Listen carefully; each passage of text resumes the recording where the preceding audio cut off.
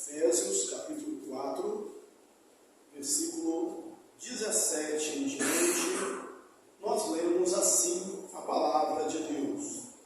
Isso, portanto, digo, e no Senhor testifico, que não andeis mais como também andam os gentios, na vaidade de seus próprios pensamentos, obscurecidos de entendimento, alheios à vida de Deus por causa da ignorância em que vivem, pela dureza do seu coração, os quais, tendo se tornado insensíveis, se entregaram à dissolução, para com avidez cometerem toda a sorte de impureza. Mas não foi assim que aprendestes a Cristo, se é que de fato tendes ouvido e nele fostes instruído, segundo é a verdade em Jesus, no sentido de que, quanto ao trato passado, vos despojeis do velho homem, que se corrompe segundo a concupiscência do engano, e vos renoveis no espírito do vosso entendimento, e vos revistais do novo homem, criados segundo Deus, em justiça e retidão procedentes da verdade. Por isso, deixando a mentira, fale cada um a verdade com o seu próximo, porque somos membros dos outros. Irai-vos e não pequeis. Não se ponha o sol sobre a vossa ira, nem deixe lugar ao diabo. Aquele que furtava, não furte mais. Antes, trabalhe, fazendo com as próprias mãos o que é bom, para que tenha com que acudir ao necessitado. Não saia da vossa boca nenhuma palavra torpe, e sim, unicamente a que for boa para a edificação, conforme a necessidade, e assim transmita graça aos que ouvem. E não entristeçais o Espírito de Deus, no qual fostes selados para o dia da redenção. Longe de vós toda amargura, cólera, ira, e gritaria, e blasfêmias, e bem assim toda malícia. Antes, sede uns para com os outros benignos, compassivos, perdoando-vos uns aos outros, como também Deus em Cristo vos perdoou. Amém? Assentai-vos, irmãos. A vida, a ética do crente, ela é o resultado da influência do Espírito Santo. A nossa ética é resultado da influência do Espírito Santo. Nós já vimos aqui que do capítulo 1 ao capítulo 3, Paulo falou de temas doutrinários, das grandes verdades da fé, como, por exemplo, a eleição. Somos eleitos segundo a vontade de Deus para a santidade, segundo o beneplácito da sua vontade. Efésios 2, texto muito conhecido, versículo 8, pela graça sois salvos, mediante a fé, isso não vem de vós, é dom de Deus. Falou da igreja, que a igreja é a plenitude de Cristo, que na igreja, através da igreja, Deus manifesta as suas multiformes graças. A multiforme graça de Deus é expressa através da igreja. E do capítulo 4 em diante, ele fala de aspectos mais práticos. Ainda que haja alguns tons doutrinários também, mas vem mais a prática. E começou o texto dizendo, lembrando que ele é um prisioneiro de Cristo, e não se considera prisioneiro do Império Romano, mas um prisioneiro de Cristo. Aí ele fala, ó, eu, o prisioneiro de Cristo, que andei de modo digno da vocação a que fostes chamados. E aí você podia perguntar, mas nossa, o que é isso? Andar de modo digno da vocação que nós fomos chamados. E pode ser que alguém possa tentar espiritualizar. Ah, você que orar tantas vezes por dia, jejuar tantas outras, fazer tais e tais obras. E Paulo ele vai algo do dia a dia, para algo que tem a ver com os nossos relacionamentos. Ele diz, como? Com toda humildade, mansidão e longanimidade, suportando-vos uns aos outros em amor. Você quer andar de modo digno da vocação que você foi chamado? Então, ande com humildade. Mesmo porque a soberba não combina com a vida cristã, é um paradoxo, são ideias que se excluem. Por quê? Porque nós afirmamos que nós somos salvos pela graça. E o que é graça? Favor imerecido de Deus. Como alguém que entende, que prega, que vive, que crê, que é salvo pela graça, pode andar em soberba, em altivez? Não, com toda a humildade, com paciência, com longanimidade, suportando-vos uns aos outros em amor. Depois, ele vai falar dos dons distribuídos da igreja.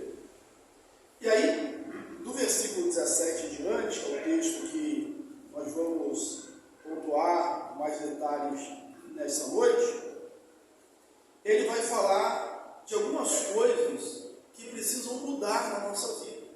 Algumas transformações. Irmãos, ser cristão é uma transformação radical. Ser crente é uma transformação radical. Por causa de tudo aquilo que ele falou, ele diz, isto portanto, digo, e no Senhor testifico. Lembra que ele está escrevendo para os Efésios, carta de Paulo aos Efésios. Os Efésios são gentios, não são judeus. Paulo é o apóstolo dos gentios. A epístola de Paulo aos Efésios faz cair, ruir toda aquela separação entre judeu e gentio. Ele fala assim, ó, de dois ele fez um. Não há mais gentio e grego, nós todos somos um em Cristo. É pelo mesmo poder que ele ressuscitou Jesus dos mortos, nós agora somos um povo. Não há um privilégio para uma classe, para uma etnia. Nós somos um povo em Cristo, a igreja, nós somos o Israel de Deus. Mas ele faz uma distinção, dizendo, não andeis mais como andam os gentios. E aí pode dar um nó na nossa mente. Paulo está escrevendo para gentios, e dizendo assim, não andeis mais como andam os gentios. Ora, não andem mais como andam os gentios não convertidos. Não ande mais como andam os gentios pagãos, não batizados. Você é gentio, mas agora você é diferente. A palavra santa, eu gosto de repetir, ela significa separado e significa também de diferente. Então, não ande mais dessa forma. E andar dá aquela ideia de procedimento, né, de caminhada. Não proceda mais, não se conduza mais, não se comporte mais como se conduz os gentios. E ele vai dizer como os gentios se comportam, como eles andam, como eles vivem. E a primeira descrição que ele dá é essa: na vaidade dos seus próprios pensamentos. Vaidade são pensamentos vãos. Na verdade, tudo que fuja, tudo que foge ao propósito de Deus, tudo que não está em conformidade com a vontade, a palavra de Deus, é vão. É por isso que lá em Eclesiastes a gente vê aquela máxima sendo repetida, né? Vaidade, tudo é vaidade. Então eles se perdem em pensamentos vãos, em pensamentos vazios, né? Pensando às vezes mais de si mesmo, se entregando a alguns tipos de pensamentos obscurecidos do entendimento. Eles vivem nas trevas, eles vivem na escuridão, como todos antes viviam. Lembra que no advento de Jesus, quando ele se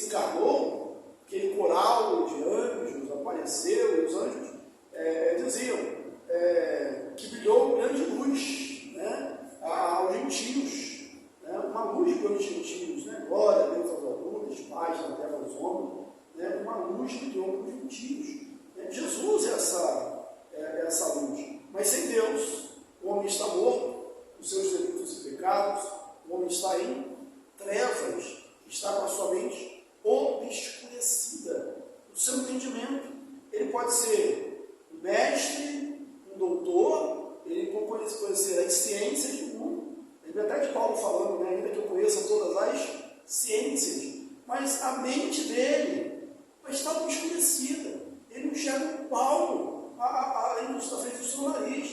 Ele não consegue entender nada das grandezas de Deus, obscurecidos do seu próprio entendimento. Uma boa ilustração para o contrário disso, ou a mudança desse quadro, é o que aconteceu com Lídia. A gente lê que enquanto Paulo pregava, né, Lídia estava ouvindo e caiu nos seus olhos como escamas. Né, os seus olhos foram abertos para entender o que Paulo estava dizendo. Esses homens, essas pessoas, longe de Deus, estão com os seus entendimentos obscurecidos, alheios à vida de Deus. Escolheram, na verdade, eles estão separados de Deus, sem Deus no mundo, pela ignorância em que vive e pela dureza dos seus corações. A palavra dureza dos corações aqui, segundo William Barclay, né, ele comenta essa palavra no grego, é porosas, que é uma palavra para a pedra mais dura do que o mármore. É também a expressão para o calo, que na medicina o calo se formava quando o osso se quebrava. Aí quando ele se juntava, formava aquele calo mais duro do que o osso, na verdade, para calo. Quando a gente usa essa expressão, e eu já estou calejado. O que você quer dizer com isso? Eu sou calejado. Eu sofri bastante, né? Já estou, isso aí não me perturba mais não, eu estou insensível a essas coisas. Quando a gente não trabalha, assim, um trabalho braçal, né, vai pegar batente, fazer um mutirão desse aí da igreja, né, a nossa mão sai toda esfolada. Tá bem, eu estou bem, mas a minha mão, né, já não aguenta mais muita coisa, né, porque é sensível. Agora, quem está acostumado nesse tipo de batente, de luta, a mão dele tem o quê? Um calo, né? Parece uma lixa. O que o calo faz? O peso que ele pega é diferente do que eu pego? Não, mas a mão dele, por causa dos calos, já está insensível, não sente mais, é insensível. E o que Paulo está dizendo é que esses homens, pelo afastamento de Deus, estarem alienados da vida de Deus, eles se tornaram insensíveis. Em outro lugar, a gente lê de um coração de uma mente cauterizado. Né? O que é cauterização? Às vezes as pessoas têm, isso acontece no nariz, né? A pessoa tem um sangramento, uma coisa assim que quanto mais, ele faz uma cauterização, né? Deixa mais insensível, e aí resolve o problema. Né? O mal, grande pecado em si, ele aos poucos vai fazendo isso, deixando o ser humano insensível. Ninguém se torna um pecador inveterado da noite para o dia. Normalmente, é o que acontece quando a pessoa peca, e talvez, pode ser que você tenha vivido isso, ou se arrependeu, ou esteja vivendo, quando a gente comete um pecado pela primeira vez, a gente se arrepende, a gente fica com aquela dor na consciência, a gente chora. Aí pode ser que passe o tempo e você cometa o mesmo pecado, a segunda vez. Aí você chora, você não fica tão. A terceira. Na quarta vez, você não está nem renegando. Daqui a pouco você está completamente acomodado àquela situação. Mas não se engane. O pecado continua sendo pecado. Ele não mudou. O que mudou? Você ficou cauterizado. Você está calejado. Você está insensível. Está afastado. Está alheio à vida de Deus.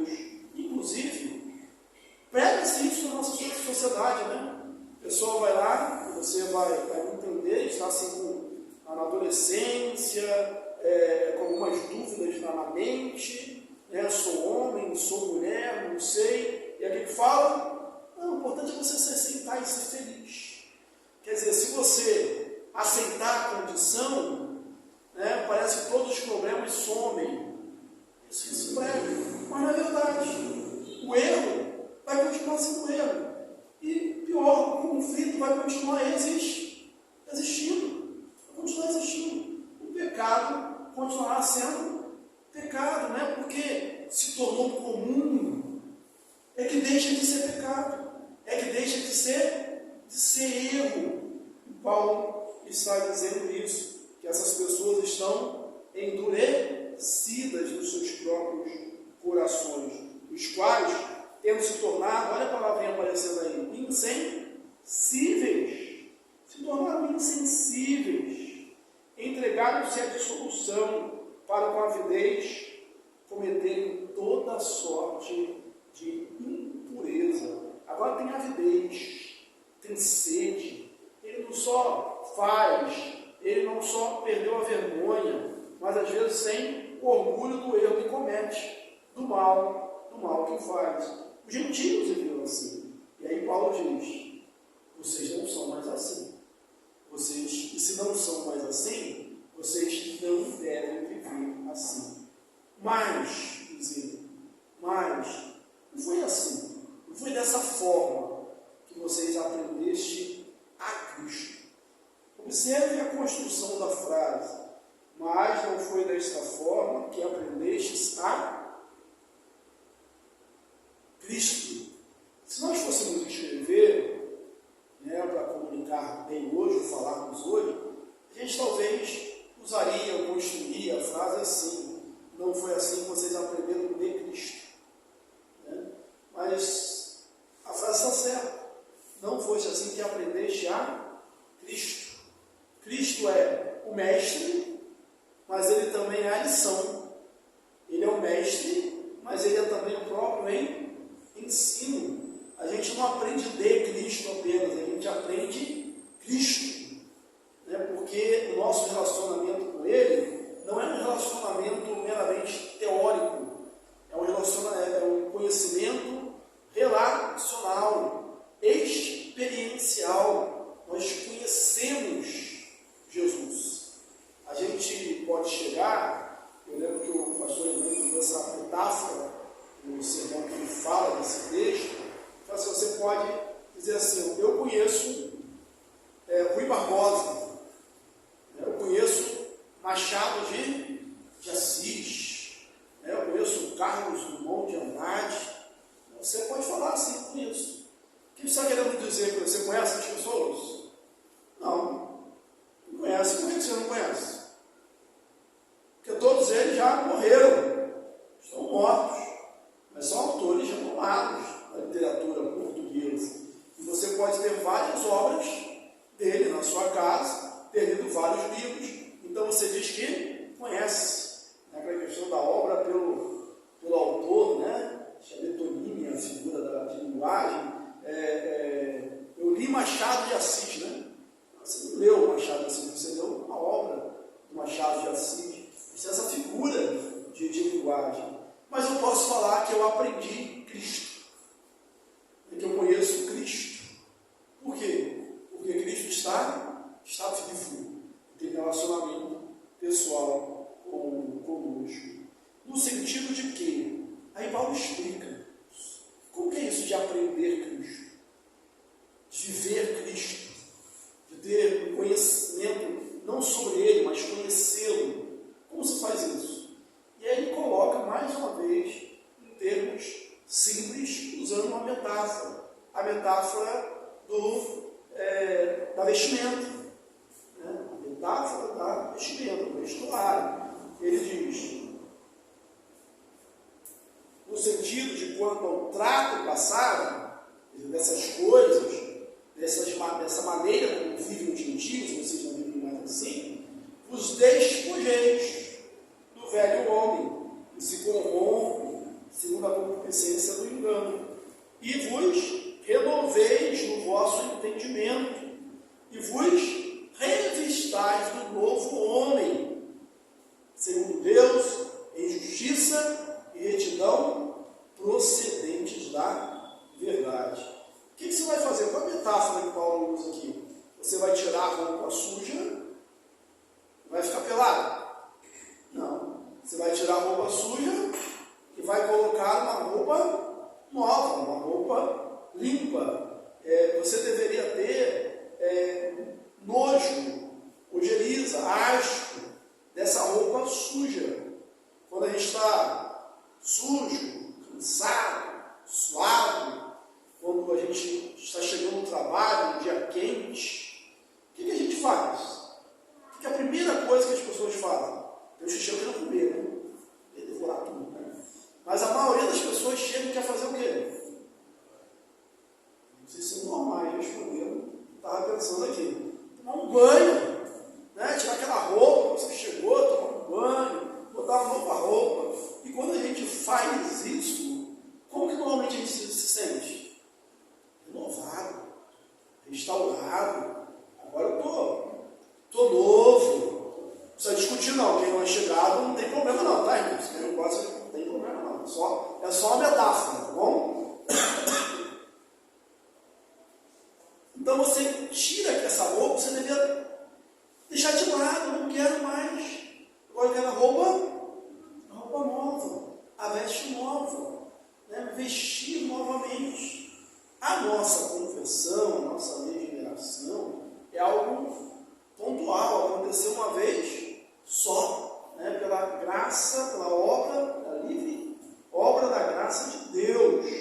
Agora, isso que Paulo está falando aqui é algo que acontece continuamente e vai continuar acontecendo enquanto Jesus não voltar, enquanto estivermos vivos. Por quê? Porque todo dia eu vou ter que tirar essa roupa velha do pecado e me revestir de Cristo, dizendo não para o pecado e sim para Deus. Mas tem gente que parece que se acostuma com a roupa velha, com a roupa suja, com a roupa antiga. É tirar a roupa velha e se revestir do novo homem. Mas me explica melhor, Paulo, como é isso? Por isso, versículo 25, ele vai falar de coisas que precisam desaparecer da vida cristã. Seria bom que você repetisse para você mesmo: existem coisas que precisam desaparecer da minha vida, se é que eu estou em Cristo. Como Paulo disse, se é que vocês ouviram de Cristo, aprenderam de Cristo, são novas criaturas. Se alguém está em Cristo, dizer aos Coríntios, nova criatura é, as coisas antigas já passaram, de tudo se fez novo. O que tem que desaparecer? A primeira coisa que tem que desaparecer é a mentira. No mundo existem várias formas de falsidade, de engano, mas nós não somos assim. Lá em Isaías, uma promessa, uma profecia, ele fala assim, que ele, Deus, haverá filhos que não mentem, né? Filhos que não mentem, que falam a verdade, que são da verdade, mesmo porque o diabo é que é o pai da mentira. A mentira conspira para nos destruir, porque nós somos os da verdade, os proclamadores da verdade. Por isso, deixando a mentira, fale cada um a verdade com o seu próximo. E sabe por que isso deve acontecer, irmãos? Porque nós somos membros do mesmo corpo. Nós somos membros um do outro. Se você pegar essa ilustração do corpo, que tantas vezes é repetida na Bíblia, a gente sabe que Jesus é cabeça, né? A cabeça do corpo, né? Que todas as ordens do corpo, né, vêm através de Jesus, né? Jesus é que guia. Cada membro do corpo é importante. Paulo usa essa ilustração em outro lugar, mas você imagina o que acontece quando o meu corpo, um membro do corpo, não transmite a verdade para o cérebro.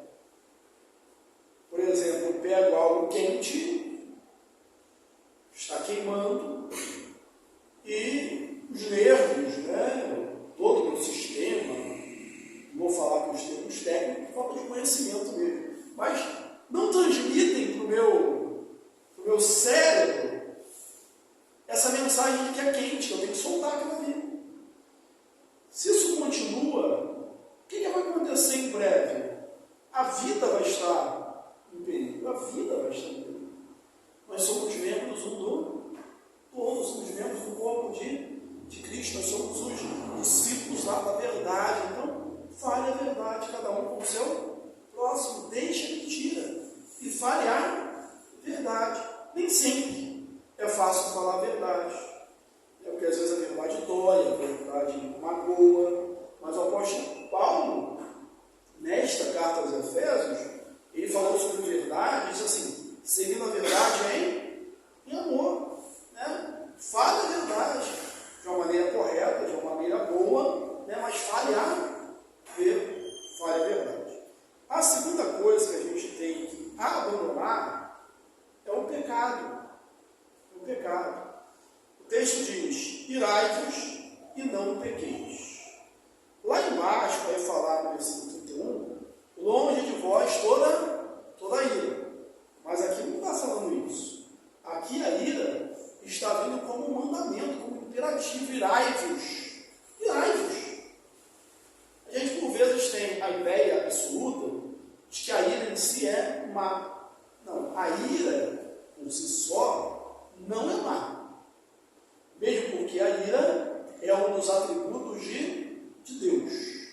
Deus é o Deus que se ira. Na Bíblia é espaço para ira. Jesus mesmo se irou. Quando ele ia curar o homem da mão ressequida, e os fariseus estavam lá, não, curar o homem no sábado. Queriam postergar a cura por causa da lei. Jesus se indigna com isso, fica indignado com isso, se ira com isso. Ele não se irou por causa da crítica que fizeram a ele. Ele se irou porque estavam querendo fazer, deixar o homem sofrer mais tempo. Esse é um bom padrão.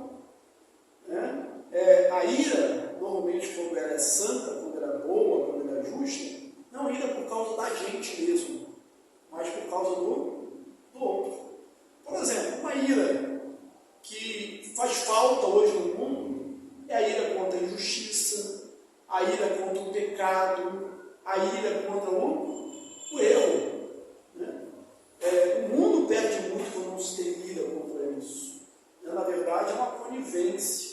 Então, irai-vos, mas se irem pelos motivos corretos.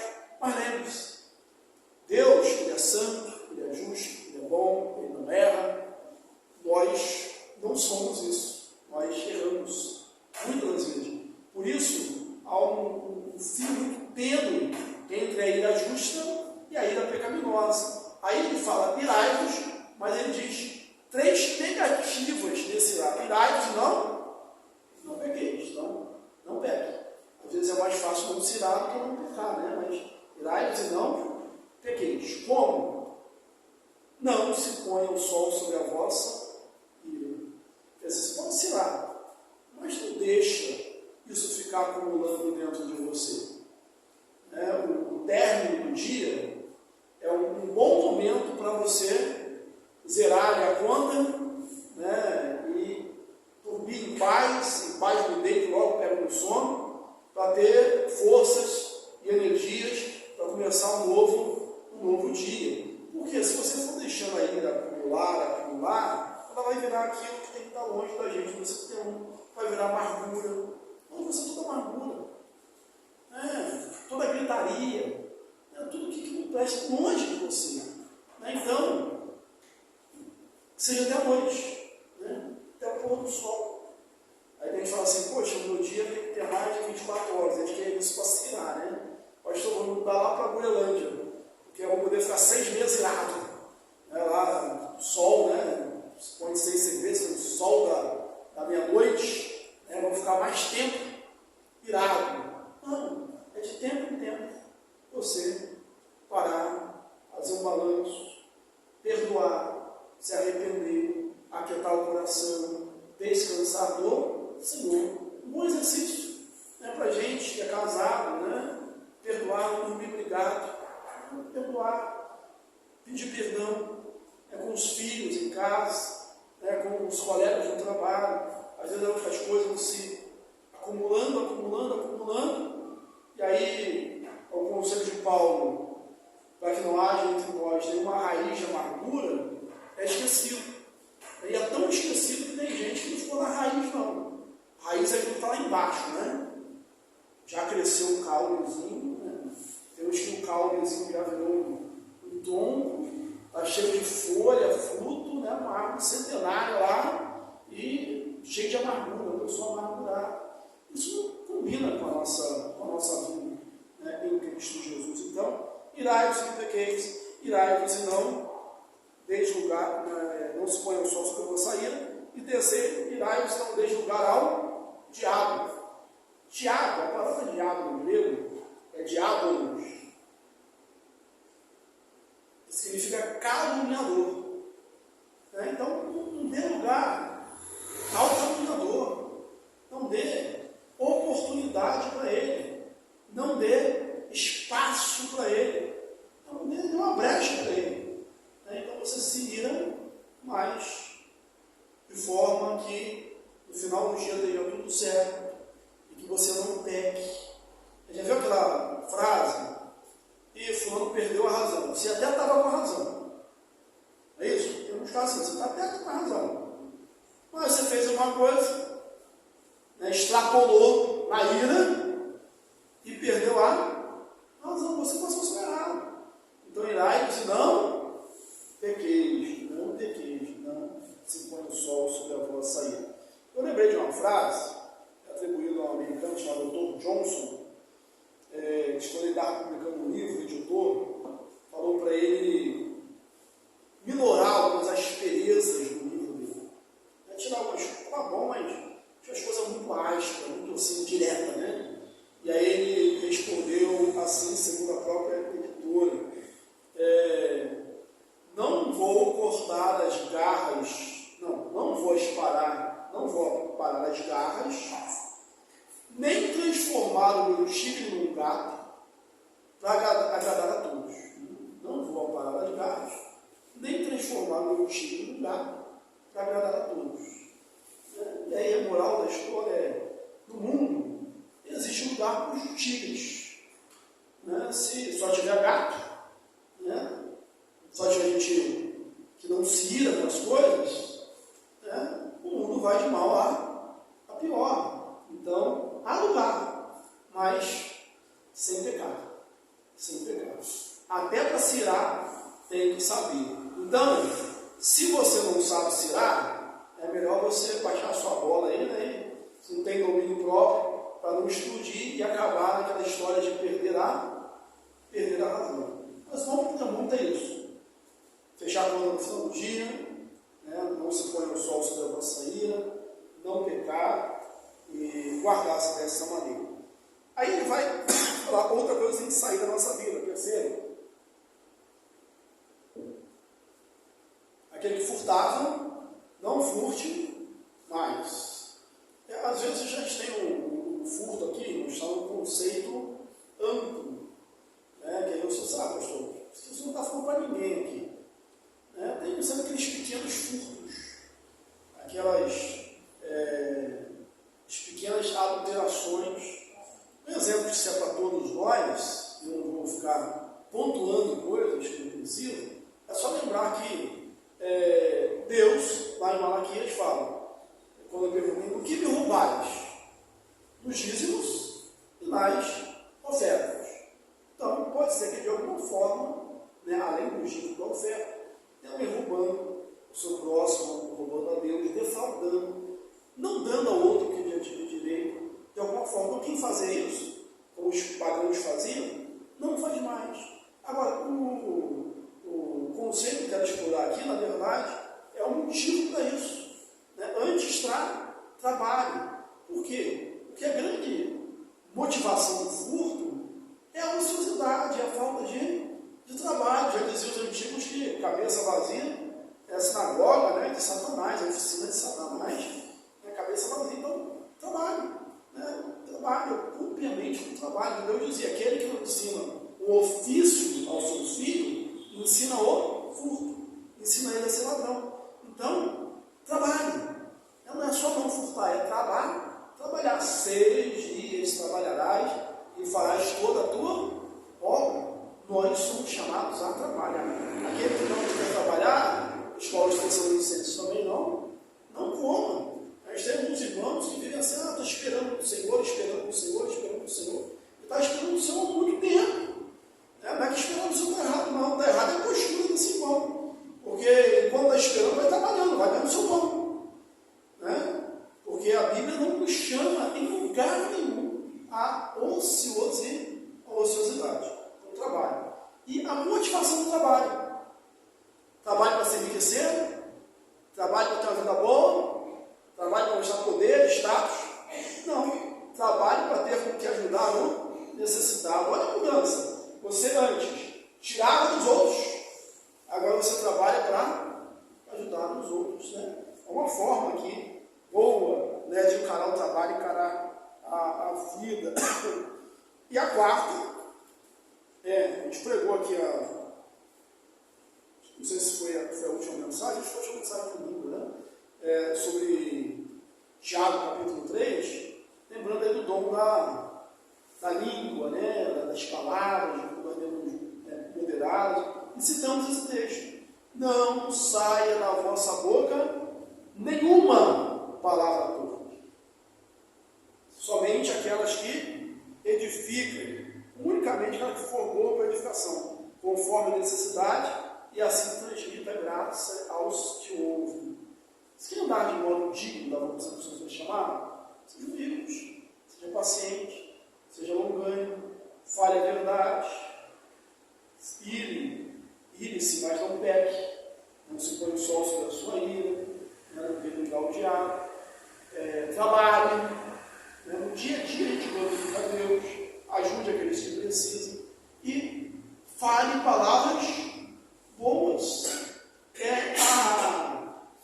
A espiritualidade sendo revelada no nosso dia a dia, no nosso relacionamento. Isso é tão sério. Se você abrir lá em Gálatas, capítulo 5, tem as obras da carne e os frutos do Espírito.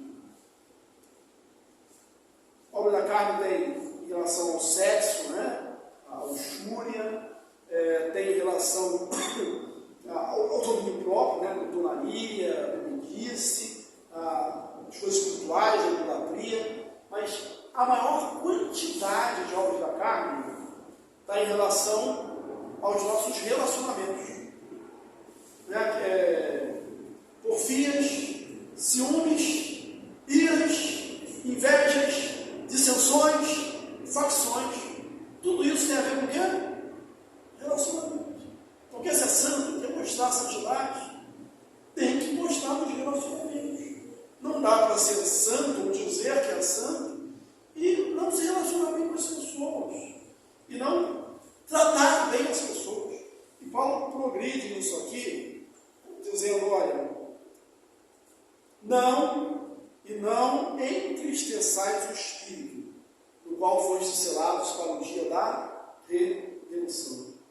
Quando a gente faz alguma coisa errada, principalmente se a gente voltar à nossa infância, eu lembro da minha mãe, quando a gente faz uma coisa errada, eu lembro de algumas cenas que eu não apanhei, mas era melhor ter apanhado, né? Porque os olhos, a tristeza, a decepção estampada no rosto, feria lá no coração, né? Era pior, né? Era pior. Né? Quando a gente faz uma coisa errada, a gente entristece os nossos pais. Quando a gente decepciona, a gente entristece os nossos pais. Aí está falando assim, olha, não entristeçais o Espírito Santo. E quando a gente entristece o Espírito Santo? É só você lembrar de tudo que a gente falou até agora. Né? Quando a gente mantém na nossa vida aquilo que deveria desaparecer da nossa vida. A gente entristece o Espírito Santo. E por que a gente não deve entristecer o Espírito Santo? Porque nós fomos selados por Ele para o dia da redenção. E Ele conclui: longe de vós toda amargura, cólera, ira, gritaria, blasfêmia e também toda a malícia. Um argumento que precisa ser sustentado com gritos, com berros, está na cara que não é um bom argumento. Todos nós, toda a gritaria, toda a malícia, aquela vontade de prejudicar o outro, que não é bom. Antes, olha o remédio, sejam uns para com outros benignos, compassivos, perdoando-os, assim como Deus em Cristo vos perdoou. Então você deve ser paciente com o seu irmão. Porque ele é paciente com você? Não, porque Deus é paciente com você. Porque você deve ser longânimo com ele? Porque Deus é longânimo com você. Porque você deve ser benigno com ele? Porque Deus é benigno com você. Porque você deve ser compassivo com ele? Porque Deus é compassivo com você. Por que você deve perdoá-lo? Porque Deus te perdoa em Cristo Jesus. Que Deus nos abençoe.